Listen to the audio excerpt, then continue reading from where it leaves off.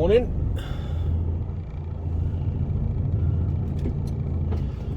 Quarter to 2 in the morning. Saturday morning. On my way home.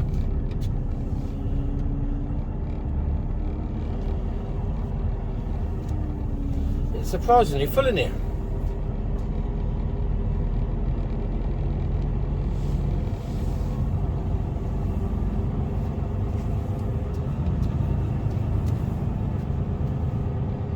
There's trucks everywhere.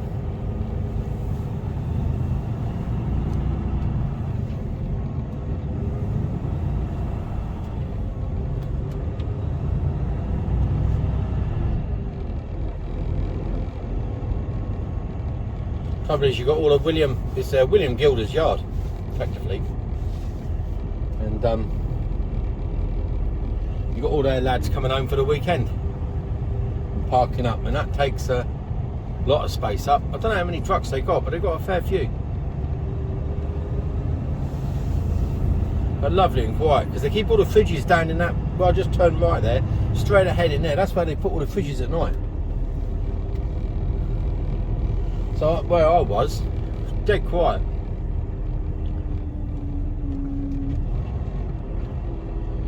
Let's get out of here. See if the boys are awake.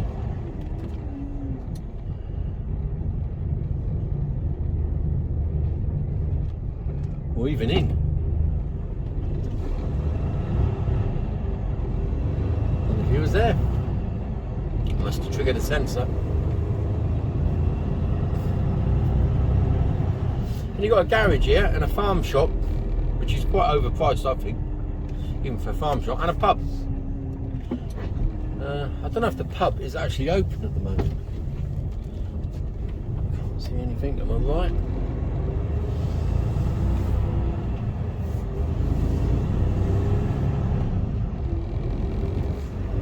Because it's still got the Christmas lights up and everything.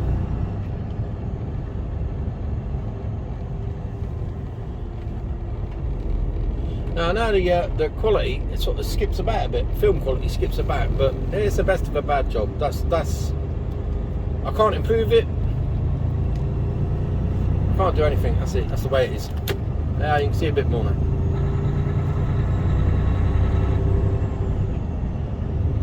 So I should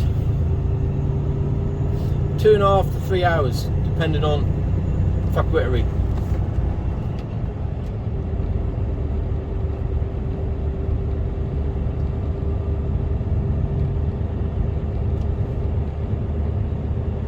So all I'm doing when I get in is I'm going to whack some AdBlue in.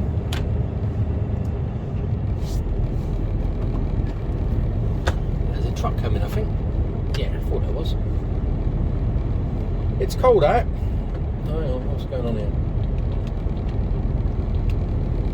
What's the temperature? -1. Still in my shorts.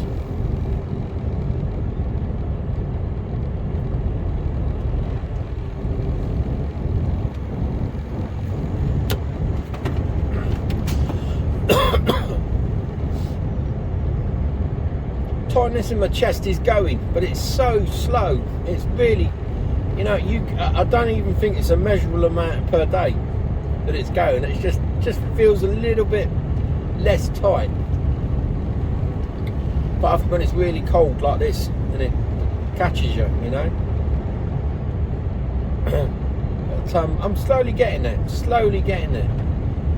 Sense of smell is hit and miss. Some things I can smell really badly. Like cigarette smoke, bizarrely, which is one of my hates anyway. And I can smell that, which I wouldn't mind if I'd lost that smell. We cooked roast beef last Sunday. Couldn't smell a thing. That's traumatic. But -3. -3. Temperature just sorted itself out.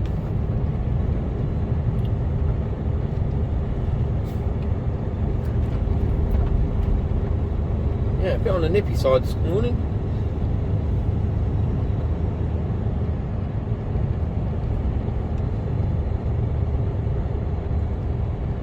What have they been out gritting? Doubtful. Well, not on this road, it doesn't look like it.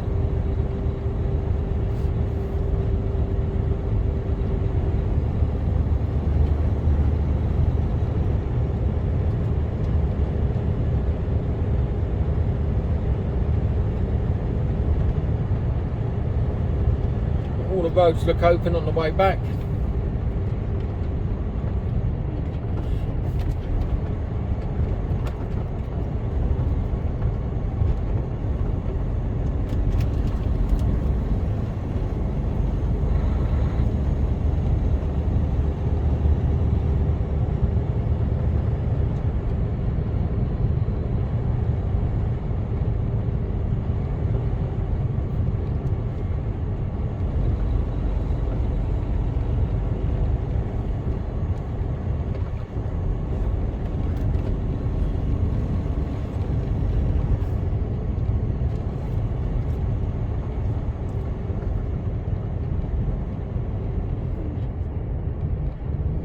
Into a 30 here, and it's easy to pick up a bit of speed. I'm not using the afterburners, and the road's just a little bit iffy. What the afterburners do is it doesn't work on the same braking system as the truck, which is obviously say obviously, but it's ABS. So it stops the wheels from locking up. With the afterburners on, it doesn't deploy the ABS system. So it does mean the wheels could lock up if under wet or icy conditions. Especially when you're wet, especially when it's wet, like that, well, damp like it is now, and light. You know, it can get a bit skitterish. So. Don't tend to use it too much.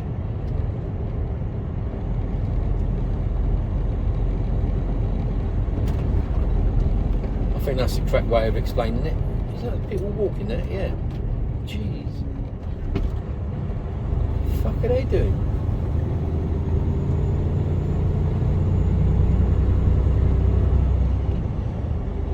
It's nearly 2 o'clock in the morning. Do you remember those days? Oh, they were walking quite normally. I'd have been on my hands and fucking knees at 2 o'clock in the morning at their age. Rolling around in the ditch somewhere. I've done that before as well.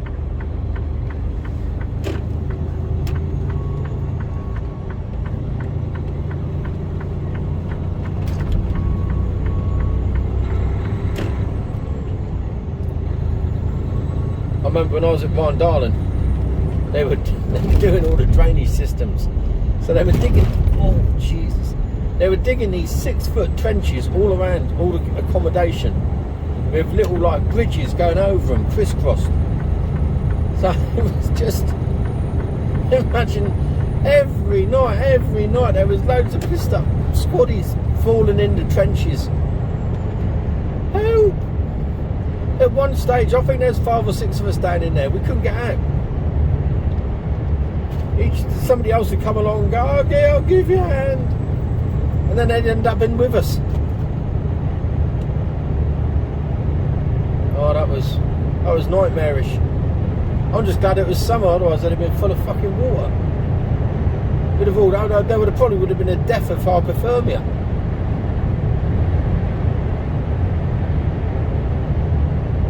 One lad, I called him Dougal. I don't know why we called him Dougal, because his name wasn't Dougal. He's a Scottish lad, and he'd just call out his own name.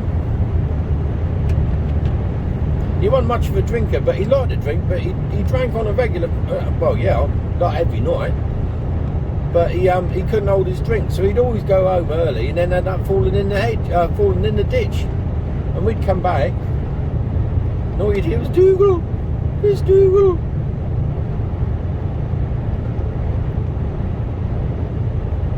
I think we left him in there one night. He was asleep. He looked comfy enough.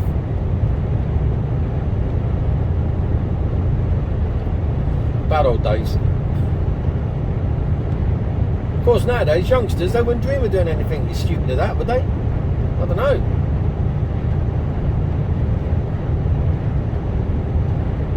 Thankfully ours don't. Well, they haven't done it since they've been home.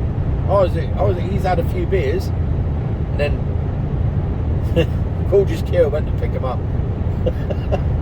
Went to pick him up, and he was a bit pissed when he came out of his house party. And apparently on the way back he looked a bit pale. So Kira told him to open the window. He said no, he was alright. And then she made him open the window. Well, she opened the window. And then about 30 seconds later he chundered out the window.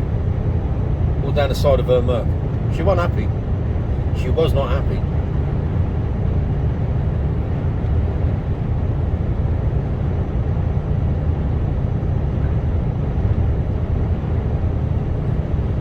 Anyway, I'm on the M5 southbound. I stopped in Tewkesbury last night. Well, just near Tewkesbury. I think it's junction 11 or 11A, one of those others. Teddington Hands truck stop anyway. It's on Snap. And pretty good night's sleep, to be fair. Fell asleep in the afternoon, and I forgot to record. After I got in there, I said I was going to record again. My mirror's covered in shit. I cleaned one and I forgot to do the other. I pulled in there and went to sleep for 2 hours.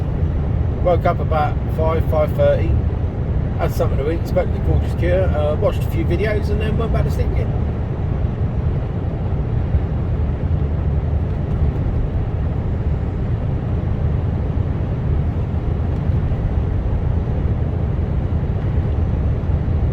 Remember where to come off now. 11A, I think. What's that one there? It's not that one. That's to the norm. Cheltenham.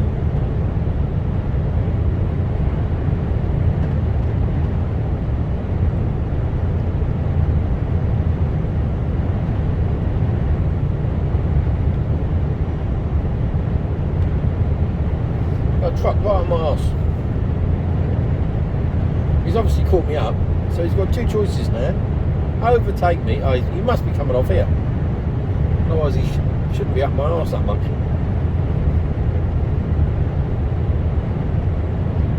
I'm rattling along at 52, flat out. And that's about it really, so I'll speak to you all later. Hello. No, you can't see too much, but we're going up Birdlip, and I'm empty. So I've got two 20-footers on the back.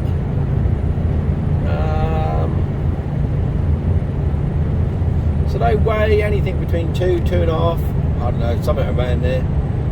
Might be 1,800 kilos, but let's call it 2.5. Be on the absolute top, so that's 5 ton of metal box. And I weigh in at 17, so you're looking at 20, 21, 22 ton going up the hill. See what difference it makes to when I'm fully freighted.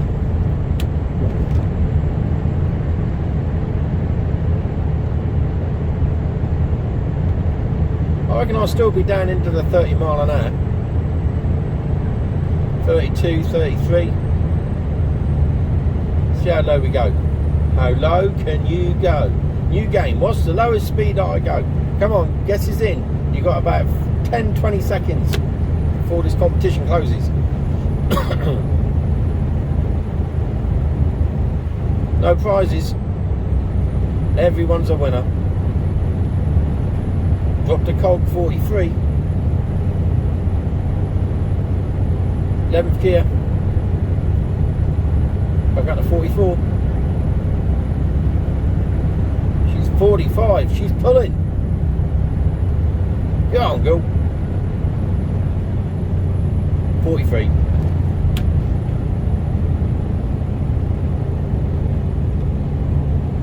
Now she's having to work. 39.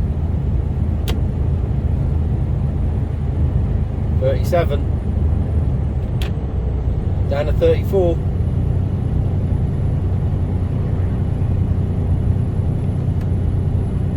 hovering at 34, stable. 33. What did I say? 32. 32. She's at 32. 31. Oh, she went a bit lower. I was one out. 30. 29. Oh, 26 with a gear change just at the end. 26. So anyone who guessed 26, you're the winner. Think yourself a hill climb revs and gear specialist.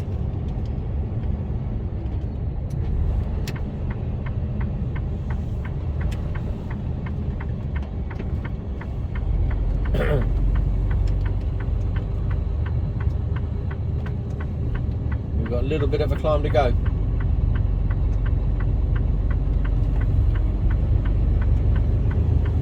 Can get a bit white up here. Imagine it's the temperature is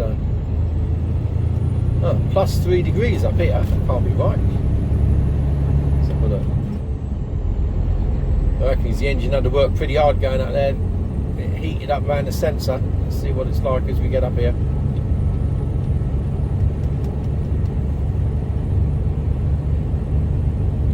Ears popped.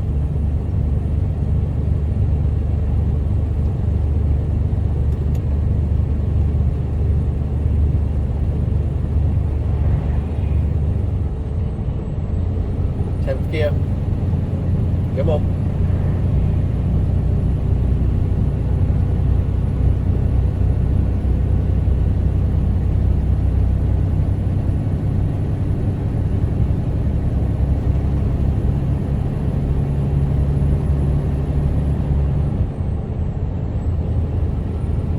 Well, it's actually warmed up coming up here. 3 degrees.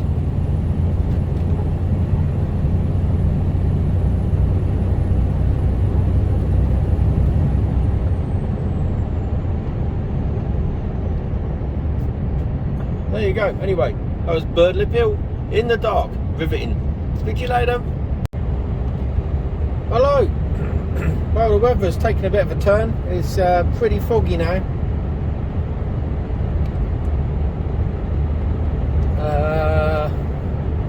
Visibility probably 50 meters at best.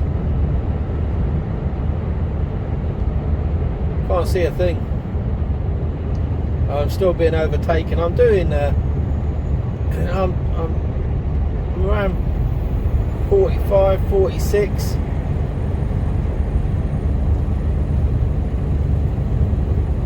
little bit faster maybe.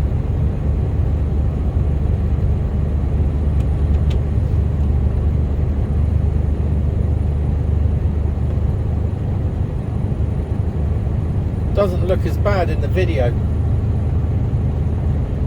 What I can glimpse at.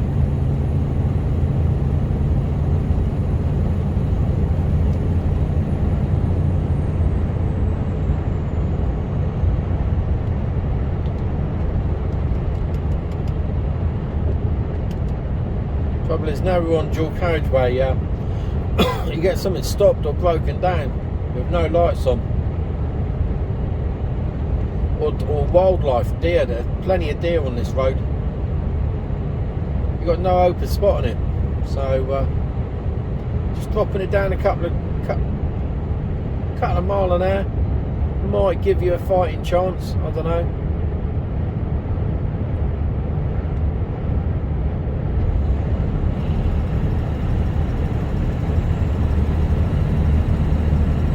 It's actually eased off a little bit. When I was coming in on the M4 there, just as I pulled onto the slip road to come off onto the 834 at the roundabout there at Cheveley, I come off the slip road and I was probably 20 metres away from the lights before I could actually see them. I was like, the lights out. They can't be working. Where are they? Where are they? Got there and then, oh, they are there. Just that the fog was so thick.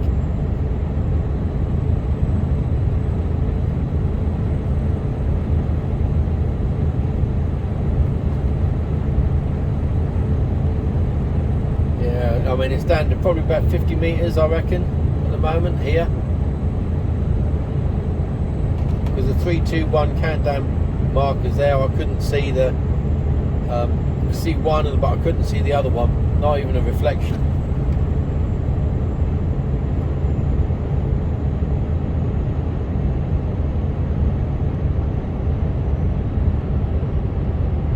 You know, main beams, no, you know.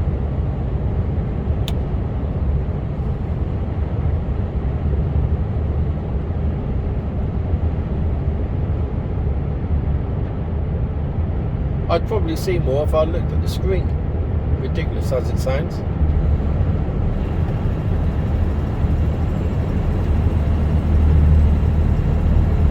So just taking it nice and steady.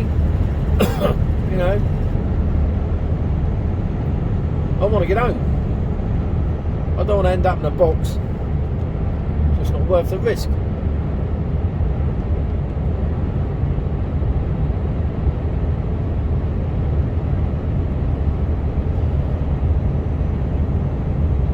So might have a interesting drive to Nottingham later. At least it'll be light. Makes life a little bit more easier.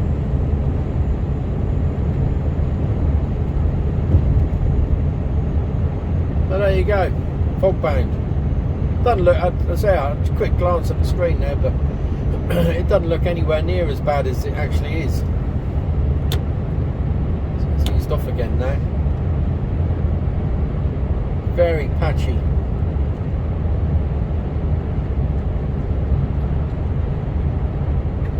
So I'll speak to you all later.